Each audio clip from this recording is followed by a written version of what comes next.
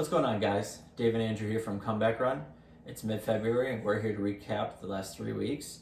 Stay tuned to find out if we're still going strong in our comeback runs.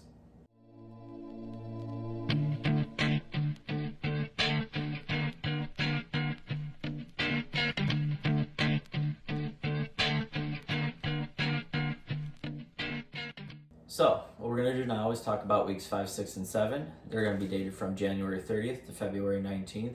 Before we get into it, I just want to know if you don't mind comment, liking, and subscribing. In the future, we're going to have new content coming out regarding what kind of shoes we like to wear, tips and tricks from Dave, who's an ultra marathoner, and how he did things and what worked for him with nutrition. Myself, I'm going to be talking a little bit about my biomechanics and how the body works during the runs so you understand the joints and the muscles better too. So as we get into this, Dave, last 3 weeks, how's everything going? Yeah, holding up strong. Finished up the Badwater 267, which you could watch the recap video for that. Mm-hmm. That fifth week, that event finished on a Tuesday. It ended with a 6 mile run. Victory lap.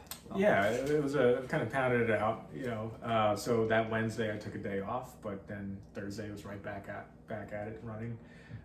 So that was like a 52-mile week. Otherwise uneventful, I'd say.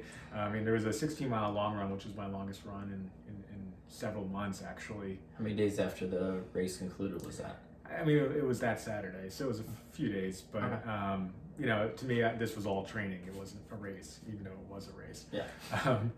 It was a 16-mile progression run on the treadmill where I worked from, in the low 7s to 550s by the end, and ended up averaging 6:31 pace for 16 miles. Felt good, felt strong. Awesome. Hope to get a run like that outdoors.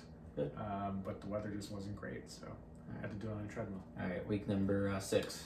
Yeah, week 6, I also ran 52 miles that week. I didn't have a long run though. This is something I'm trying new this year, or this cycle. Instead of doing a long run every week, at this early phase with the race that I'm looking to do about 100 days away. The Keys 100. Keys 100. Got it. I'm actually spacing out the long run to every other weekend. So instead of doing a long run that week, I did a somewhat fast 10-mile run outdoors on Saturday. At 6:11 pace. Okay. And then actually, just kept the mileage between 8 and 10 miles all week. Good. Okay. Yeah. And then week 7, anything else this past week? Yeah, this past week was more like a traditional week. Mileage increased to 60 again, like I was doing back in January. And I actually began the week on a Tuesday with a 10-mile run on a treadmill at 5:58 pace. So that felt good.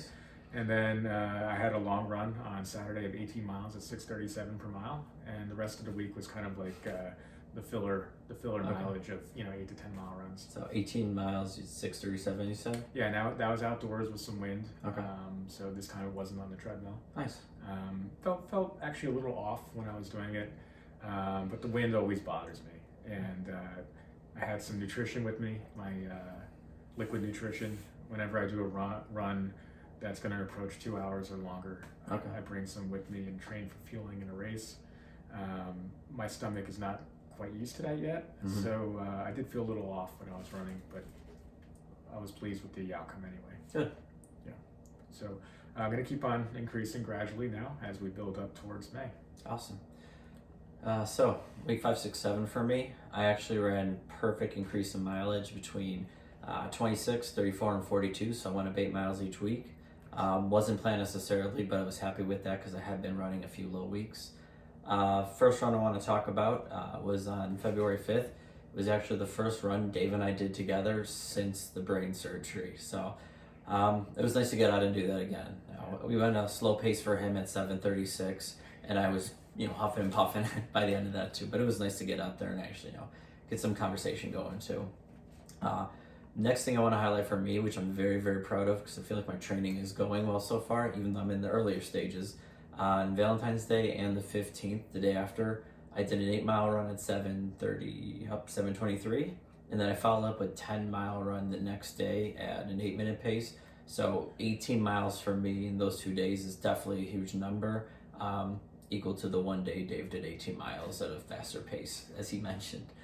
On the 18th, kind of getting into about how I'm not making excuses. You got to fit your life and your run together, and life obviously most of the time is more important. So my son and daughter take karate down the street about 7 miles away. I told my wife, hey, it starts at 11 o'clock, let me leave at 10 o'clock or something. So I was able to run to karate. I got there sweaty, but she brought a change of clothes, so that was okay too. And it was nice to go see them and also feel like I accomplished something. Awesome. And then last run we did a second run on February 19th together. Pretty much the same pace, 7.3 miles at 7:36. And with that run though, I was able to switch into a new pair of shoes, which we'll talk about in the future. And they definitely felt pretty good compared to the ones I was wearing before. Same make, model, difference year, and much more support than I had beforehand. Anything else? Yeah, well, I mean, you raised a good point about working in your run when your schedule has other demands, and that's the key to succeeding with the whole no excuses mentality.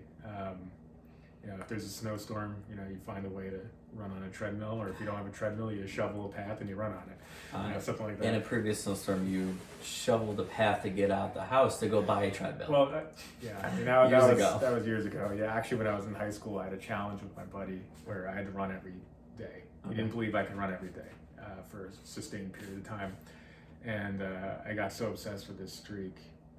I didn't have a treadmill. It was just this massive blizzard. Shoveled my parents' sidewalk in New Jersey and ran 3 miles worth of sidewalk on a half-acre property, just over and over again. You had a challenge. You had to step up to the plate. Yeah, but like you worked it in as like a commute to karate practice. Exactly. And this way you still meet your family obligations. They're pleased with you, for being there, and you did it. Awesome. Appreciate that. Yeah. So this is No Excuses. Come back around with Dave and Andrew. If you like what you see too and you're new to our channel, feel free to like, comment, and subscribe below. In the future, we're going to be talking about different things myself, such as biomechanics with running, teaching about the joints in the body, the muscles, and how they all help and interact to make your running more efficient. We're all going to be doing recaps on the shoes that we like to wear when we change the mileage out. Dave, being the seasoned ultra runner too himself, is going to talk about tips and tricks for nutrition and things of that nature too.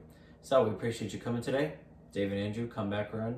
Stay tuned for more. Take it easy.